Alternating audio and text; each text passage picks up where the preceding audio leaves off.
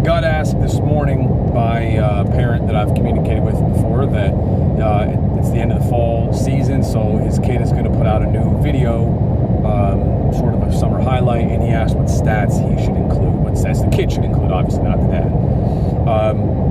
He's a two-way player, position player and hitter, so he asked about both. So I'll just kind of fill you in on both, thoughts for both. So for a position player, I think you definitely want to include batting average, definitely want to include on-base percentage, definitely want to include slugging percentage. Obviously, a coach can do the math for the OPS. Those are the definites to include. The other things that I think you want to include depend on what you're good at.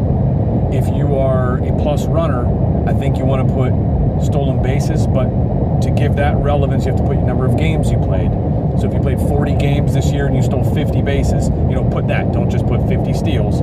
Put the number of games played, number of stolen bases.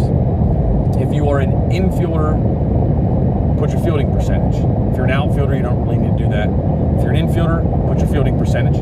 If you're a catcher, put your caught stealing percentage and the number of caught stealings compared to the number of stolen base attempts. Kind of like stolen bases. If you stole 40 bags this summer, you want to put you were 40 for 43 in stolen bases or whatever. Like, you only want to put those if they're good. If you played 50 games this summer and you stole 7 bases, you don't need to put that in there. It's not a stat that's going to carry you to the next level. But if you're a plus runner and you steal a lot of bases, include that. But include how many steals, how many attempts. If you're a catcher, put how many caught stealings and how many attempts. And anything else you're good at that can be summed up statistically. Obviously, slugging percentage is there already. But if you hit a lot of home runs, just say again you played 40 games and hit 15 homers, like put that in there. That's good. It's good to know.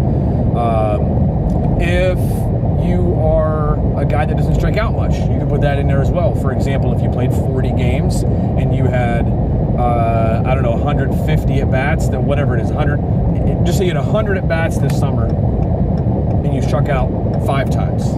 Like, that's an eye-popping number. Where you have eye-popping numbers, put them in there. Okay? On the pitching side of things, people want to see video as far as your velocity goes. They want to see that stuff on video. But as far as your statistics, that's really the main thing they care about, because coaches can work out, walks plus hits per inning pitch, whip. Really important stat for high school guys.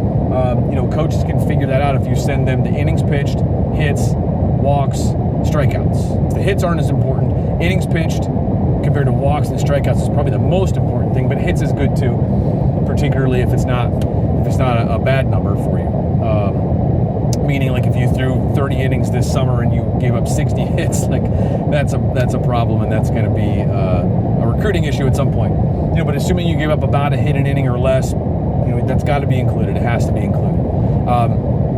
And that ties into the transfer portal as well as far as statistics go, but we're going to cover that in the next video. This one was just, if you're a high schooler and you're putting some stats out there with a highlight video, those are the stats you want to include. And anything else, any peripheral stats that you think highlight your strengths, maybe something I didn't mention, but you think that stat shows, well, this is kind of a specialty of mine, and I want to include, maybe it's runs scored. I don't know, if you played 40 games and scored 60 runs because you're like a table setter. If there's another stat that you think helps show the kind of player you are statistically, include that. That's it for today, guys. That's great.